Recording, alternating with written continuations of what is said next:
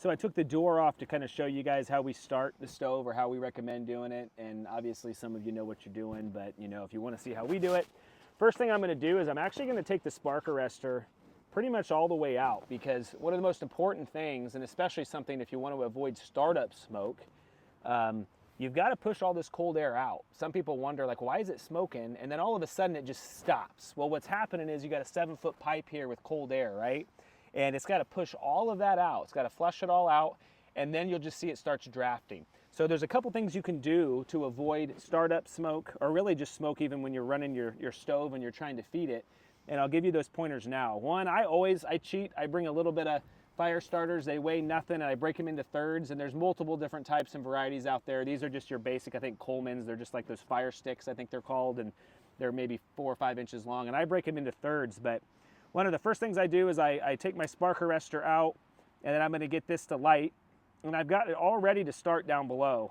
So I've already got my fire ready to light. Once I get this lit, which we'll see if it lights here, yeah, I'm going to stick this up and just hold it for about 30 seconds right up here, because I want to push all of that cold air out, and I want to get it to start drafting, and I'm going to hold it up there for probably 30 seconds, maybe a minute.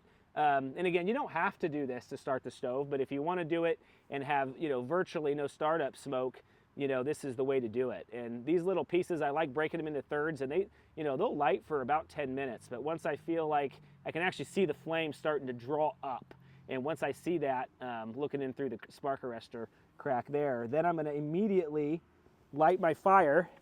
And I took the door off just for now, by the way, because I want to be able to show you guys what I'm doing and have better visibility there. But I'm going to see there's smoke right now, you can see it, and it's drafting straight up, you know. So I'm going to leave the spark arrestor out just for a couple minutes.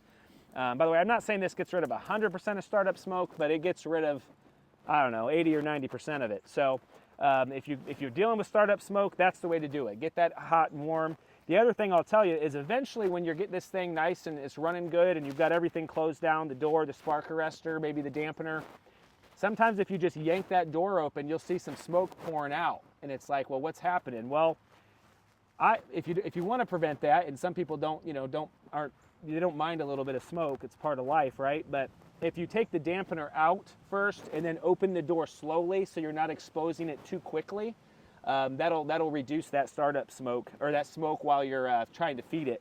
So once I get this going pretty good, this is where we're putting in the small stuff, right? And we've already got some good draft. I don't know if you can see it up top or not. Probably not from the camera's angle, but normally I'd already have the door on, by the way. I just wanted to eliminate it, but yeah, it's putting out heat already. It's burning really good. And then, you know, I'm gonna, after maybe a couple more minutes, I'm gonna put the spark arrestor in. I'm not gonna dampen it down yet until I got some good coals established, but I'll put that spark arrestor in kind of slowly. And yeah, as you could hopefully see, there's virtually no startup smoke at all.